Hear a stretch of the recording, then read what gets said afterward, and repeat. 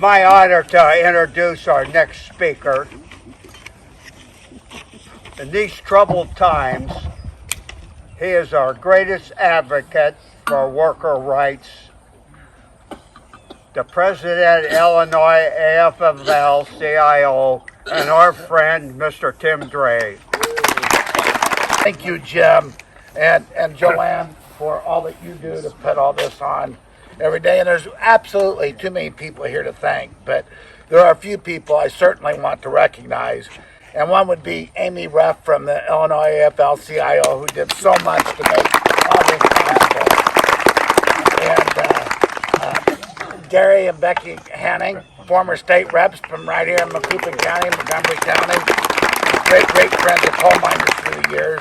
Ronnie Huff, director of the Mines and Department of Mines and Minerals, still keeping miners safe as they go to work, and his wife Judy. And then my president, Jody Ho. I don't know where Jody you at? Jody Ho, my president at Local 9819 of the United Mine Workers of America.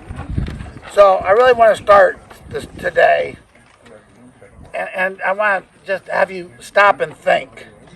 If Mother Jones was with us today, where would she be, and what would she be doing? And I'm absolutely confident.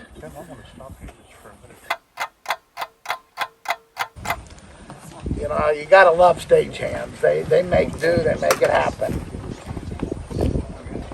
Thank you, Gordon. Give it up. Give it up.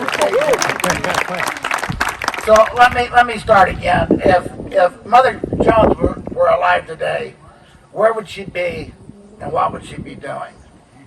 Well, you know, she'd be speaking truth to power. And I believe very, very strongly she would be in Chicago.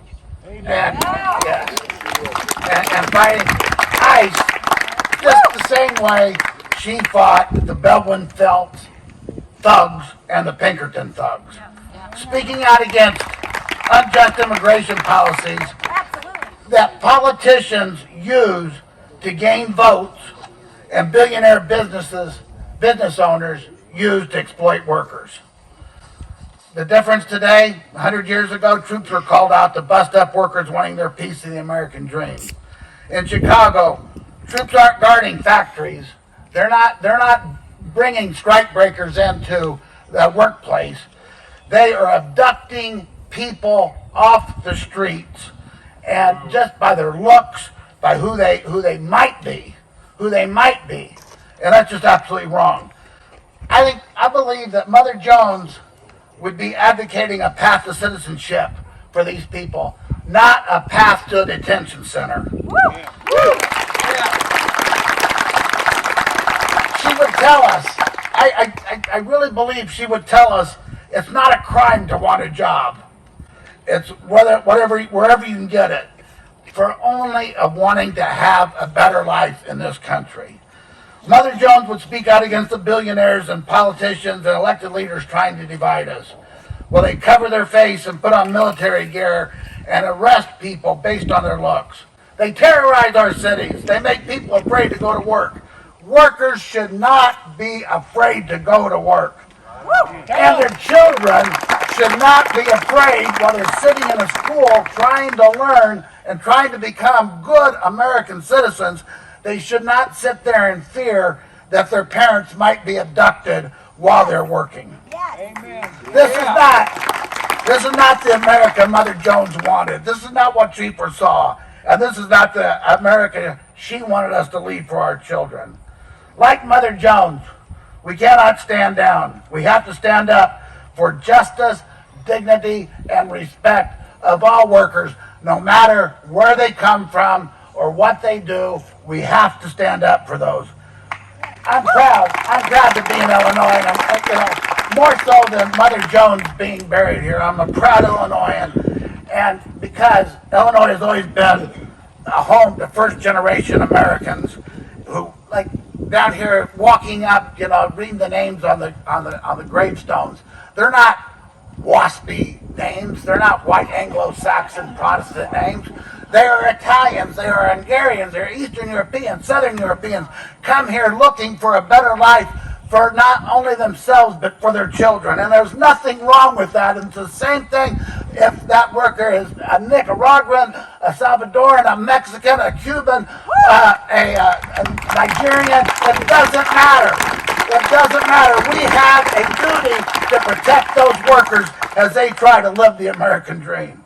That is why I'm reminded every day of the legacy of Mother Jones, what she left us. All workers matter, who they are, and they want to provide for their families. And when they kiss their loved ones goodbye in the morning before they go to work, they want to make sure they come home to, they want a safe workplace so they can come home and kiss them hello before they eat dinner, or supper in my case. Mother Jones would speak out against the tax cuts that billionaires take at our expense on the perverse notion that if the rich get richer, money will magically trickle down to workers. Yeah, we all know that one, right? She would speak out against cutting needed government services that help the poor. She would speak out as they cut crime prevention programs and then send the military in our neighborhoods on the lie that crime is out of control. Mother Jones would tell us yet again, it's a rigged system, a system where billionaires are currently ruling, with a president who has no respect for anyone from himself, a congressional majority that is get along, go along, and a compliant Supreme Court that legitimizes their greed. They seek to privatize government services because they think public employees who provide and work so hard to make sure this is a great country, they have it too good. Their pensions are too rich. They describe social programs to feed kids and to make sure that they have adequate health care. Has programs that are just nothing but for the poor, and they try to cut them. And they say, well, we're cutting them because they're too lazy to work. It's bullshit. In short, they tell workers who are awfully struggling from paycheck to paycheck that they could be rich if they would only cut the meager assistance we provide to the poor. We cannot allow their lives to grow. While they peddle lies and seek martyrdom for their mouthpieces, there are two movements standing in their way: the Democratic Party and organized labor. Amen.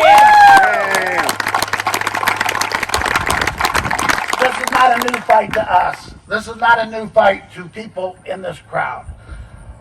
Throughout our shared history, we've had to fight for every ounce of respect and dignity that we deserve. These attacks just aren't problems for labor unions. These attacks hurt all of us and threaten not only what we have gained, they are attacks on the very fabric of this nation. When we did the Pledge of Allegiance a while ago, we put our hands on our heart and we said, and justice for all. And I don't know about Donald Trump and those congressional Republicans, but I believe, when I put my hand, I pledge justice for all. Those words in our founding document, all men are created equal, and women too. We believe, we the people, in order to form a more perfect union, are more than just words that sound good. They are our ideals and the dreams of millions of people struggling every day to make a better, a more just life for ourselves, and more importantly, our families. In these times, it's more important than ever that we join our hands in solidarity to establish that we are one people with one mission, and that is to secure equality, liberty, and justice for all people, no matter who they are. Together, we have to follow the legacy of Mother Jones to speak out against the billionaires shutting down the government so they can have their tax cuts. And on the backs of people who want to buy affordable health care. With Mother Jones as our guiding spirit and our North Star, let's join together and fight together for a more just America. Thank you very much.